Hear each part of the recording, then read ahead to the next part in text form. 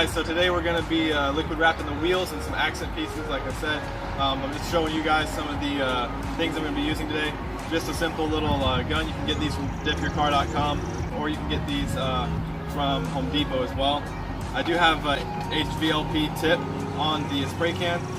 These pop right off and pop on the cans in place of the white tips. It just gives you a more fine spray, allows more the pressure out, high pressure, low volume, gets a low volume out on the car, so it's nice and even fan pattern. But we're just going to go ahead and start spraying these wheels here, since those are the easiest. And if I have time today, I'll go ahead and do the hood scoop as well, and possibly the headlights too. So the left passenger side headlights. So let's jump into it.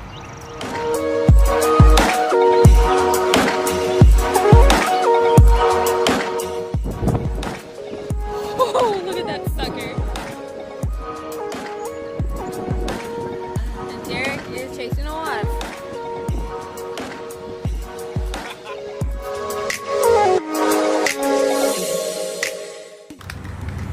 Alright, so before I put the trigger and handgun piece onto here, I always like to get a piece of paper just to be sure that my fan pattern is clean and make sure that it is smooth as well. And obviously ideal not to do this on a windy day, but today is the only day I got to do it, so we're just going to go at it and see what happens. So always keep your hand moving and push the tip down whenever you get to like as you're moving your hand, because you don't want to puddle up and drip on you. So we're just going to do a little spot. See, it's more like a dot there, so that's not what we're looking for. So you want to make sure that tip's real clean. There it is. It's starting this fan pattern out. You can see it's pretty smooth. It's not a big. There's not a lot of big specks. Little ones like that will clear up and dry and blend in. But when the cans are when they're cold, you're not gonna want to use them when they're cold. You're gonna want them to be room temperature, like probably around 60 degrees or warmer, give or take. You can put them in the oven. Don't put them in the microwave. That's not a good idea. And we're gonna want to again put minimum 3 cans on there, so whenever we do peel it off, it comes off well. If you have Plasti Dip or any automotive liquid wrap from Dip Your Car, naphtha is a chemical that you can get from Home Depot, and that will you can just soak a rag in it, or pour it, soak a wheel in it, and it'll literally just fall right off.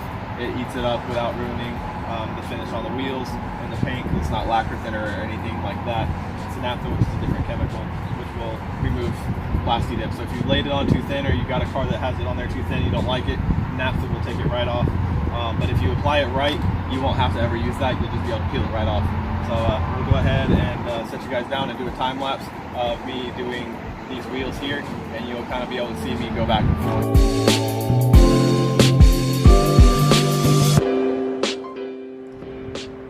Alright, so that's just after the second coat here. You can see that it's really covered up.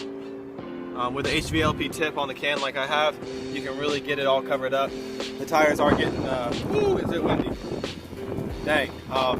So the tires are getting, some overspray on them, but they're black. I'm replacing them anyway. It's no big deal. These here are in the back. I love the tread pattern on these here that they have. These are super steel Federals. So I might possibly get some of those again. They're pretty sticky as well, but these are cupped really bad on the back side, so I got to get the new ones there, and I've got completely different tires up front. So let's take a look at the front wheels so you can see what they look like. I got to get a little bit more on this edge right here, but on this edge over here it's looking really good. You can see everything's covered real well and even, no runs, which is what we're shooting for. Hopefully you can hear me.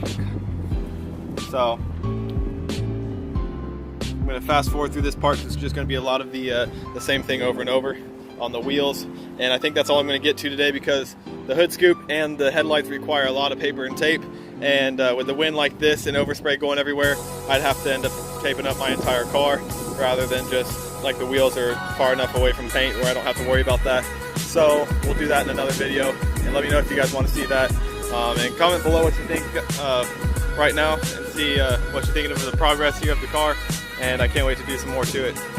So I'm going to set you all down and do another time lapse, and we'll get back at it.